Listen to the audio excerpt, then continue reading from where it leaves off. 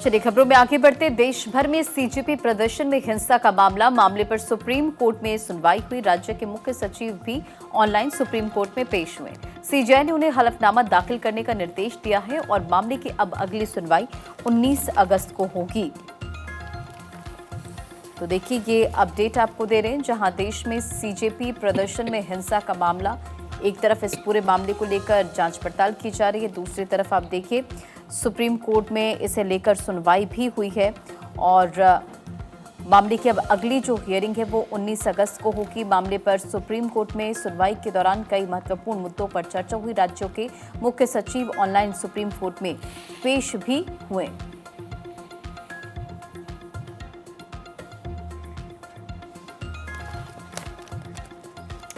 और जंतर मंतर प्रदर्शन की बात करें तो सरकार की तरफ से कहा गया कि स्टूडेंट्स पर केस नहीं होगा। 2700 अपराधियों पर एफआईआर कायम रहेगी। सुप्रीम कोर्ट बोला सख्ती करने वाले जवानों को ना बचाएं। दरअसल देखिए अलग अलग तस्वीरें सामने आई थी, उसमें यह भी दिखा था कि कुछ पुलिसकर्मियों की तरफ से सख्ती की गई थी और इसी को लेकर सुप्रीम कोर्ट ने कहा कि जिन्होंने ऐसा किया है पुलिसकर्मियों ने, आप उनको मत बचाइए। तो देखिए छात्रों के खिलाफ एफआईआर वापस ले सकते हैं, ये भी ले सकती है राज्य सरकार, ये कहा गया कोर्ट की तरफ से जब सुनवाई इस पूरे मामले में हो रही थी। और हर सड़क पर अतिक्रमण मुक्त फुटपाथ बने, सुप्रीम कोर्ट ने कहा, निर्देश दिए इसी को लेकर। केंद्र 2 सप्ताह में निर्देश थे और कॉरिडोर बनवाए, पैदल यात्रियों के लिए तय करे जगह। 2 हफ्ते बाद फिर मामले को लेकर सुनवाई होगी। सुप्रीम कोर्ट ने कहा है कि राहगीरों को अतिक्रमण मुक्त जगह दें। देखिए आपको ये बताएं कि सुप्रीम कोर्ट ने सोमवार को केंद्र सरकार को निर्देश दिया कि देश में जहां भी सड़क हो वहां पैदल चलने वालों के लिए स्पष्ट रूप से चिन्हित और अतिक्रमण मुक्त स्थान सुनिश्चित किया जाए। बेंच ने कहा कि पैदल यात्रियों के लिए सुरक्षित रास्ता उपलब्ध कराना बड़ी निर्माण या भारी निवेश का नहीं बल्कि प्रशासनिक इच्छा शक्ति और बेहतर व्यवस्था का विषय है। अदालत ने कहा कि जरूरत पड़ने पर रस्सी, बैरिकेड या अन्य सरल उपायों से भी पैदल मार्ग को मोटर वाहनों की लेन से अलग किया जा सकता है। ये सुप्रीम कोर्ट की तरफ से कहा गया। देखिए आपको ये भी बताएं कि बेंच ने यह स्पष्ट किया है कि पैदल यात्रियों को यह भरोसा होना चाहिए कि उनके लिए तय स्थान सुरक्षित और वहां तेज रफ्तार का खतरा नहीं है, यानी कि तेज रफ्तार वाहनों का खतरा नहीं होगा। साथ ही संबंधित अधिकारियों को इस दिशा में आवश्यक कदम उठाने के निर्देश भी दिए गए। यानी कि आप देखिए कि सुप्रीम कोर्ट ने ये कहा है कि राहगीरों को अतिक्रमण मुक्त जगह दे और पैदल यात्रियों की सुरक्षा पर 2 हफ्ते का समय भी दिया गया है। आपको ये भी बताएं कि अदालत ने यह भी कहा कि जरूरत अगर पड़ती है तो आप रस्सी, बैरिकेड या अन्य सरल उपायों से भी पैदल मार्ग को मोटर वाहनों की लेन से अलग किया जा सकता है। और चलिए आगे बढ़ेंगे। मेटा को लेकर निशिकांत दुबे का स्टेटमेंट सामने आया। मेटा ने ऐसा कई बार भी किया है। पीएम का वीडियो हटाना गंभीर मुद्दा है। मेटा की तरफ से जो पीएम का एक वीडियो हटा था उसको लेकर हालांकि सफाई दी गई थी, कहा था कि टेक्निकल ग्लिच था, लेकिन इस पर निशिकांत दुबे ने स्टेटमेंट दिया है। 23 मिलियन जो मेटा इंडिया ने किया, जो एक्स ने किया, जो यूट्यूब ने किया, वो देश को जानने लायक था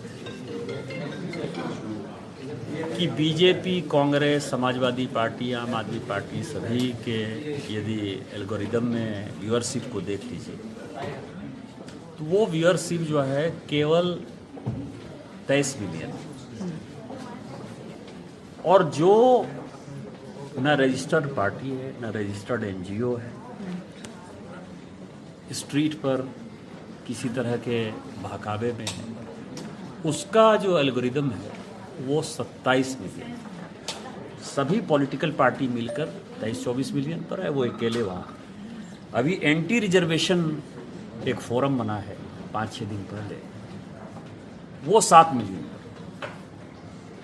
और उसका कारण है कि इनकी एक पॉलिसी है कि ये नए लोगों को तरजीह देंगे तो पुराने लोगों को तरजीह नहीं देंगे। दूसरा जो सवाल ये है कि मेटा इंडिया ने प्रधानमंत्री जी के जो कंटेंट को हटाया,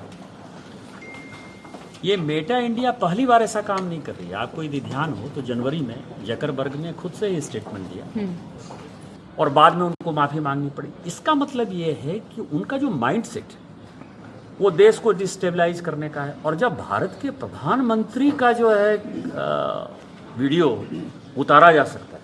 और उन्होंने खुद स्वीकार किया कि 5 घंटे तक उतारा, 12:30 बजे रात से लेके सुबह 5 बजे तक जो है वो कंटेंट गायब रहा।